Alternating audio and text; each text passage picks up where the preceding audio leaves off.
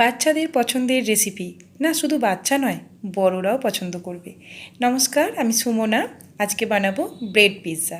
তো bread pizza বানানোর জন্য ব্রেড নিয়ে নিয়েছি, তার মধ্যে একটুখানি বাটার লাগিয়ে নিচ্ছি। তো প্রত্যেকটার মধ্যেই বাটার লাগিয়ে দেব। এটা আমি একটা অন্য প্রসেসে করছি, আমি দু ধরনের প্রসেস দেখিয়ে দেব। তার উপরে দিয়ে দিলাম গ্রেট করা চিজ। দোকানে নর্মাল যে চিজ কিনতে পাওয়া যায় সেটাকেই গ্রেট করে দিয়ে দিলাম। আর এখানে বাড়িতে ছিল ভেজিটেবলস, 3 ধরনের ভেজিটেবলস আমি এখানে দিয়ে দিলাম। ব্ল্যাক পেপার এগুলো যদি বাড়িতে থাকে অবশ্যই দিতে পারেন। তো এর মধ্যে সুন্দর সুন্দর করে সাজিয়ে দিয়ে দিয়েছি। এরপর আবার ওপর থেকে দিয়ে একটু গ্রেট করে দেব চিজটা। আর এটাতে আমি কোনো কিছু সস ইউজ করিনি, মানে সবসময় তো বাড়িতে পিৎজা সস বা মেয়োনিজ এগুলো থাকে না। তো যখন এরকম সসগুলো অ্যাভেলেবেল না থাকে, এইভাবে আমি পিৎজাটাকে রেডি করি।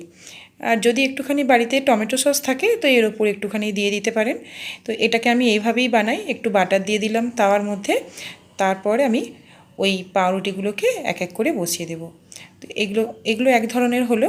তো আরও একটা প্রসেস দেখাবো। তো এখানে এটা রেখে দিলাম, দিয়ে ঢাকনা চাপা দিয়ে দেবো। 2 থেকে 3 মিনিট ঢাকনা চাপা দিয়ে রেখে দেবো, যতক্ষণ না পর্যন্ত ওই চিজটা মেল্ট হচ্ছে।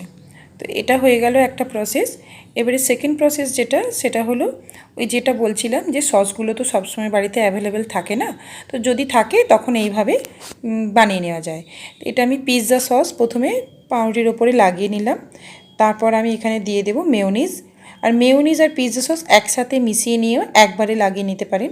মানে অল্প অল্প করে দুটো একসাথে বাটিতে নিয়ে একবারে মিশিয়ে নিয়ে তারপরে ব্রেডের ওপরে লাগিয়ে নিতে পারেন।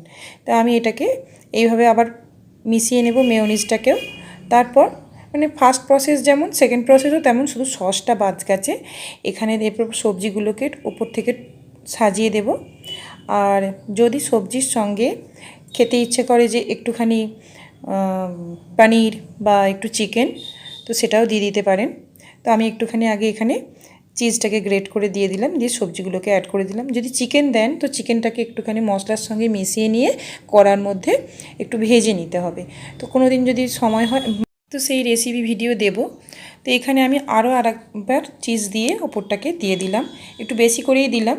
দিয়ে ব্যাস, এরপর ওই অল্প বাটার লাগানো আছে এখানের মধ্যে দিয়ে দিলাম হচ্ছে ব্রেডগুলো। ওই প্রথম প্রসেস আর সেকেন্ড প্রসেস একই, বারবার বললাম, শুধুমাত্র সসটাকে মানে প্রথমেরটায় সস ছিল না, সেকেন্ডেরটায় সস দেওয়া আছে। তো এইভাবে আমি রেখে দিলাম। এরপর দেখুন ধোঁয়া উঠে গেছে একেবারে। আর এগুলো বাচ্চাদেরকে টিফিনে দিলে ওরা তো একদম মন খুশি করে খেয়ে নেবে। ধন্যবাদ।